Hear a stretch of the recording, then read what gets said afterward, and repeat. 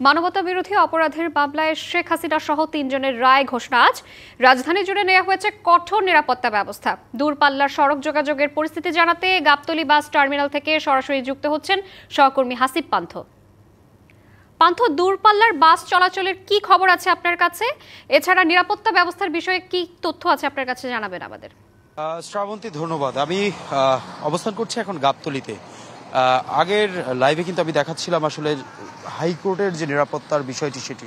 তবে দূরপাল্লার বাসের কথা যদি বলি, যেহেতু আগামীকাল শেখ হাসিনার যেই রায়ের যে ঘোষণার দিন, সেই দিনটি, সেই খাতিরে কিন্তু অনেকে আতঙ্ক করছিলেন যে বাস চলাচল করবে কিনা। তবে যদি আমি দেখাই, ঠিক আমার পাশেই যে প্রধান সড়কটি রয়েছে, অর্থাৎ যেই সড়ক দিয়ে ঢাকার প্রবেশ মুখে প্রবেশ করে এবং বেশ অনেকগুলো জেলার কিন্তু স্বাভাবিকভাবে এখানে আসে, গাড়িগুলো আসে এবং যায়।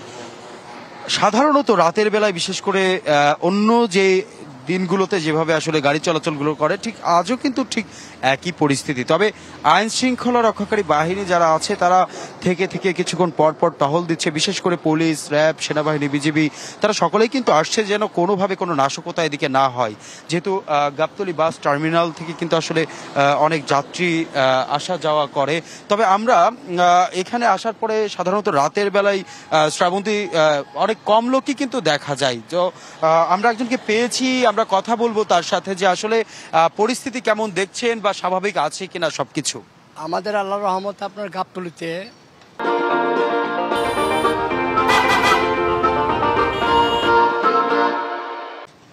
মাননীয় সমিতির সভাপতি আমাদের কবির সাহেব হানিফ সাহেব, উনি সকাল 10টার থেকে উপস্থিত 3টা পর্যন্ত ছিলে।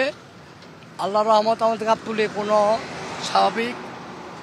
আর আপনার টাউন সার্ভিস এবং শিল্পী আর পদ্মা সারাক্ষণই চলছে। দূরপাল্লা গাড়িরা দুপুর 3টা থেকে চলাচল করছে।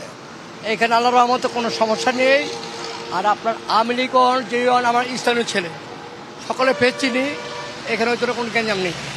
আমরা কথা বলছিলাম শ্রাবন্তী, এখানে যারা সবসময় থাকেন তাদের সাথে আসলে যেমনটি বলছিলেন তিনি, যে বিশেষ করে স্বাভাবিকভাবে যাতে কোনো রকম নাশকতা না হয় সেই জায়গা থেকে কিন্তু আসলে এই যে বিশেষ করে দূরপাল্লার বাস যেখানে আসলে চলে, এই যে গাবতলী বাস টার্মিনাল যেটি রয়েছে, সেই জায়গাতে কিন্তু আসলে আমরা দেখতে পাই যে বিশেষ করে রাতের বেলা কিন্তু আসলে যেই চিত্রটি দেখা যায় যে সাধারণত যাত্রীরা আসে বা বিশেষ করে যারা রাতে ঢাকার বাইরে যেতে চান তারা যে টিকিট কাটে, টিকিট করে যে এখান থেকে চলে যান, বা অনেকে আবার ঢাকার বাইরে থেকে যখন ঢাকাতে প্রবেশ করেন এই পথ দিয়ে তারা আসেন।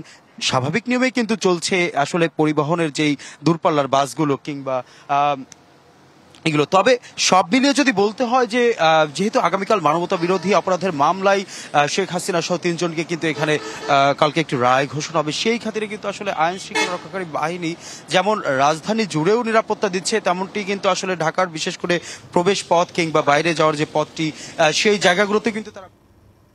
পান্থ, আপনাকে ধন্যবাদ।